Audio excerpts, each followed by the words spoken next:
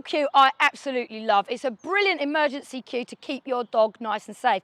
So if you see somebody in the distance that might be the sort of person that your dog will jump up at, or you see a dog that you're a bit worried about, then it's a great cue for that. So if my dog's over there and I see somebody over there that I don't like, I'm going to call my dog to middle, and he's going to scoot around, sit between my feet, while I watch the environment, and when I feel he's safe to be released, I can then say, go on then, off you go, and release him back into the environment.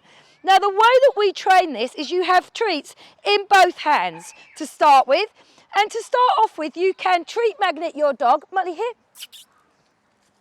You can treat magnet your dog around between your feet, and just at first get them used to being there, and then just releasing them out the front. Now, it's important that you release them out the front. You don't want them popping out behind you, because you don't know what's happening behind you. So to start off with, you're just luring them around the front, and then eventually where you feed them, you're encouraging that sit. I don't want to have to give them a sit cue as well, because that's just too much information. It's too much for the dog, too many words. And then build up the duration that they're happy to sit there by occasionally dropping a treat down. Have a chat with the sky, look down, give them another treat, have a chat with the sky. But I always want him to know it's worth staying there until I say, go on then, off you go, and give him a release cue out.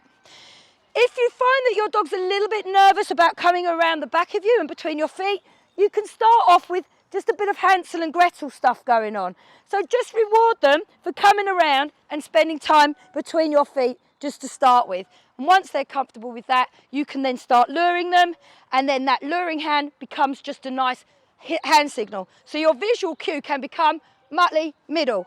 And with your feet and with your hand, you're telling the dog what you need them to do from afar. Yeah, well done.